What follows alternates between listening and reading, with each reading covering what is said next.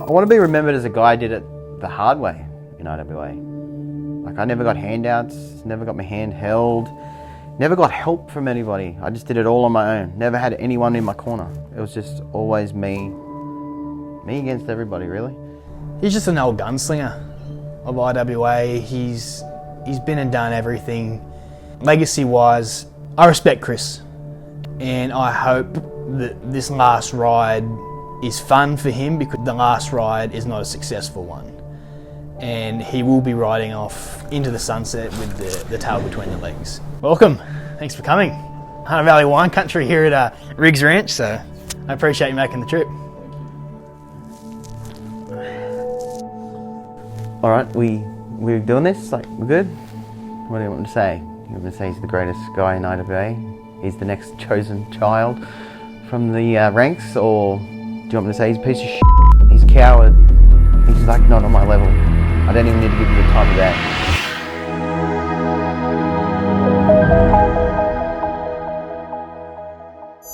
First sort of impressions of Chris was probably like it sounds cliche in the world of wrestling, but like the locker room leader type thing, the captain and the coach sort of figure. When I walked in for my first IWA show, I think the first couple of faces I saw were Mark Mercedes and Chris Abbott. They were probably the two first hands I shook. So when I come into IWA, I didn't believe in all that bullshit, politics and locker room leaders. You know, over the years, I've kind of, smartened up and thought, wow, we really need that person in the back to give advice or help other people out. And for a period there was no one.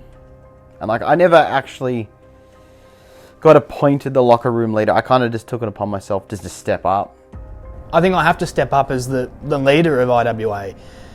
Of course, there's going to be a little bit of backlash there because there's still some old boys around. They're going to banter about it and have an issue with it, but that's fine because I'll step up. And I've stepped up since day one. And I know people that follow me, and I have a good following, I have a good crew around me.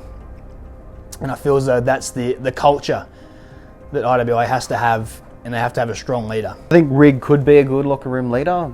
There's only so much fun you can have. But then when people want to come to you and actually have a serious conversation and ask you for advice and want a genuine answer where it's not going to be kind of joked about or made fun of, then yeah, he could be a good locker room leader moving forward. I very strongly believe I'll be a better locker room leader than Chris Abbott ever was. If I lose a match and I come backstage and I'm pissed off, I really wanted that win, but there's someone there that needs help, that needs advice, that needs a shoulder to cry on, I'm not going to throw a chair at their face. I'm not going to throw a glass on the ground and start swearing. There's kids around. This is a family show and Chris is swearing his head off backstage. Keep the cool, do the job, and have fun. That's what our leaders should do. We got along outside of wrestling. We were both interested in country music, and that was our common thing that we spoke about. We had our six-man against Kelly Gang. Had my back, him and Dazzle. Yeah, trusted him. I had a blast with Chris. I think that's sometimes where I get a bit iffy in where his head's at, because when we were doing those things, we were having a blast. It comes back to the same old thing, just having fun. And he was enjoyable. We were getting along. We were laughing backstage. We had a couple of beers post-show, especially on tour. And he's an enjoyable guy. That's why I said I don't have an issue with Chris. And I think when it just comes back to the thing of me doing business and sometimes I rough him the wrong way, I think that's where he just gets pushed over the edge. I don't think he had the balls, I'll say. He'd lost the Trans-Tasman Championship, but then he never kind of just tapped me on the back and said, hey, what about me and you? Like, I feel like I'm ready. I want to take a shot at the heavyweight title. Like, that's all he kind of had to do. But he never did it. He didn't have the balls to step up and do that. So then eventually we all know what started happening then. He started attacking me before matches, after matches. And then, yeah, it's kind of just like a coward's way of going about things, really. Yeah, I did attack Chris before one of the title defences one night. Just for fun, I don't know why. I think I was laughing backstage with a few other boys there and said, no, I'll just do it to Chris. And it comes back to the thing, he gets roughed up so easy, he bites back. And then I think he was more friendship, this is what I want. I want to be the heavyweight title holder. No, I don't blame him for it, but you just go about it a different way. A simple tap on the back, and it would have been fine. It all comes back to sort of him taking things too personally, and in the back of his mind, him knowing that I've got his number. If that's what he wants to tell himself when he goes to sleep at night, that he's got my number, yeah, call me. Maybe we can talk about the fans, like what. I hate the fans. As a shoot, I hate half the fans that come to IWA. They're fucking marks. They're Yeah, I'm glad this topic come up because it makes me laugh, and I laugh with the boys about it all the time. Chris hates if he's not liked by the fans, but it's so funny. Like, if you like me or you hate me, that's fine. That's the job that I do. They don't care. They're like, oh, Abbott, you're a has-been. Abbott, you're washed up. The fans, honestly, I'm not doing it for the fans. Once upon a time, I was for the fans. Right now, I don't give two f***s about me. I felt the change more to the tail end of my heavyweight title reign. At the start of that match, facing off, it's 50-50, but then it just shifted back and forth. But then towards the end of the match, it was just all for Kelly. And then I'd lost, laid there in the middle of the ring. They didn't give a f***. They've gone back to, we hate Kelly. They boo him all the time. They do not give a shit about him. You know, they want what they want. They get it. Then they're like, I didn't really want that. When guys left, I stepped up. I tried to do the best I could. Have the best matches. Carry the championships. Be the face. And boy, was it like they always wanted more. And I had no more to give. Like, what else can you give? Then after a while, I just was like, no, f*** him. Like, you can't please him. And it takes me back to the time where he had a few issues with Wahlberg, and Wahlberg used to come back stage with me, and we'd be in stitches laughing because we just bicker at Chris, and he couldn't handle it, and he'd just start throwing chairs backstage and stuff. And it's just like, Chris, what are you doing? Like, there's stuff in his head that's something's going wrong there because it's just all up in the air, and I'm lost for words now because it's just such a funny thing. Get the mindset right, Chris. Like, we're heading into this match, the final ride. Like, get in the mindset, brother, because, mate, we're just out here having fun. And I'm in your head, Chris. So, if Rig beats me in this match and goes on to be the top dog of IWA, I don't think I could sit back and just watch him turn 25 years of prestige and history into shit. Because I feel like he's just going to turn it into a joke. He's not going to take it serious. I forgot what I was saying. But, Matt, if you did take it serious and you showed me and you actually genuinely beat me and cared for the IWA, then it'd be a different story. I know he's not going to win because that's my mindset and that's how I'm going into it. But what I do know is at the end of the match, no matter the result, and I swear by this, I will extend my hand and I'll say to Chris and I'll shake his hand and I'll say, thanks for everything you've done. So all this work that I've done, that Tyson Gibbs has done, that Robbie Zuko has done, Mark Mercedes has done, and all the other names, it'll just be all undone to a joke like you because you're not going to take it serious. I think they just have an issue, and by they I mean the old boys of IWA, guys that have been there nearly for the whole time, like the whole 25 years that IWA's been around, and they just have an issue that their spot is nearly over, their time's up.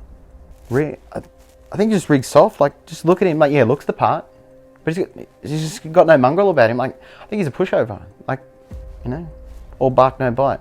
The last person that actually had that bit of mongrel, and I only had it for that split second he did, was Kelly. It's a generational thing. Like, he's the sort of old dog and he doesn't like to be upstaged by a new guy. You see it in every sport. People don't like to step off their throne and let someone else have a go. So that's basically all it is. The crop coming up right now is insane. They're clawing at my heels where I've been clawing at Chris's. I look at IWA's roster now, and I'll probably say it's the softest it's ever been. But like Lucci, Rig, Dazza, Jimmy, Scott Green, I look at them all now, and there's not one of them I can say, he's the next guy, or that one's the next Trans-Tasman.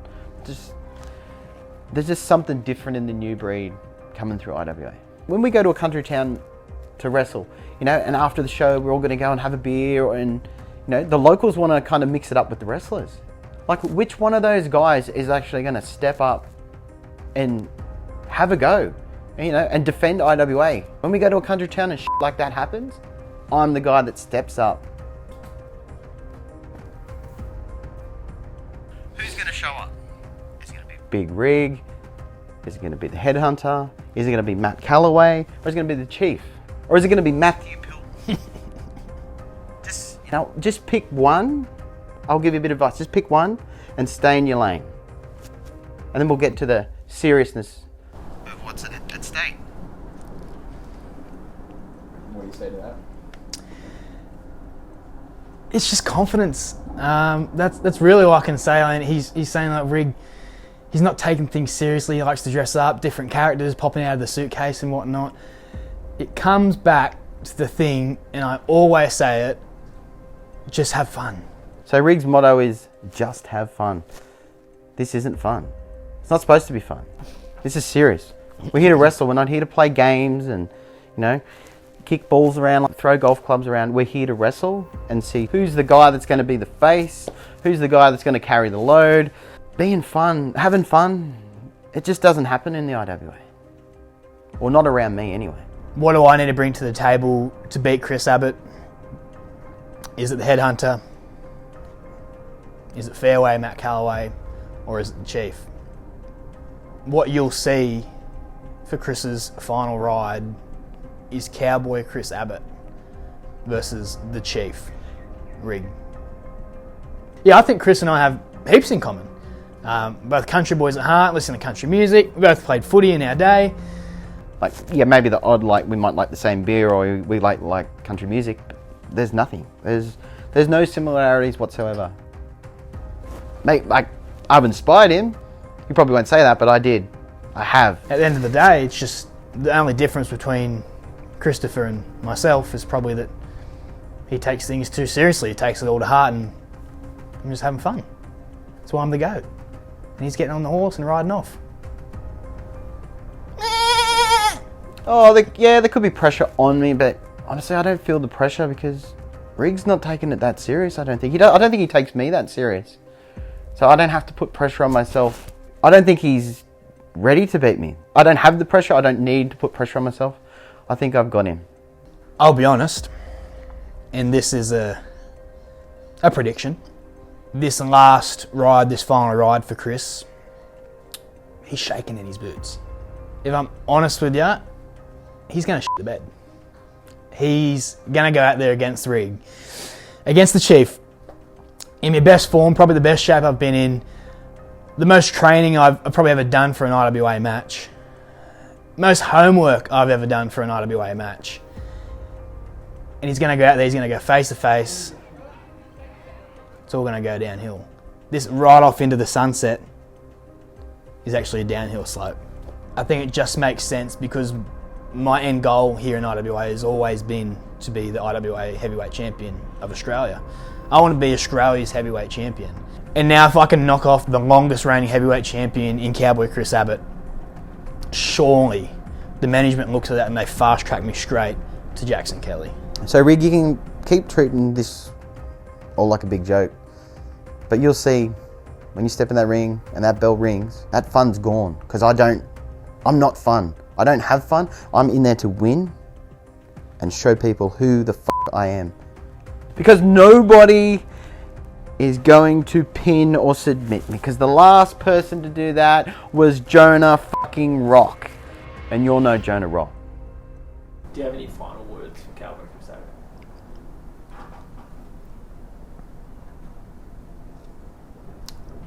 Good luck.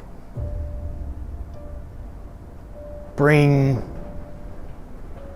the best Cowboy Chris Abbott. Bring the Cowboy you want the fans to remember you by, because this is the final ride. Take advice from the younger guy in the match here, Chris. Step out of the curtain, breathe it in, take it all in, just have fun. Because this is it. I want you to know, Chris, that this is the final ride for you, but for the Chief. I'm just getting started. Good luck. I'll give him that. But just don't think I forgot. You know, you sitting in the corner with Wahlberg playing your little Chinese whispers, and then, you know, you attacking me in the back, attacking me after the match, or after matches. It just kind of pisses me off, and it's all been building up for so long, and I keep saying to myself, you'll keep. And now, you know, you've kept, and it's the final ride, and now I get you. And everything you've got coming to you and more will happen on October 22nd.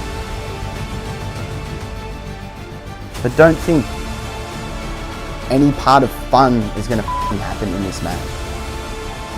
It's going to be serious. You're going to put your big boy pants on, off the fun, because fun ends with me. You want to be the next guy of IWA, you want to be the top dog, the next heavyweight champ, you got to go through me. And you're not going to go through me.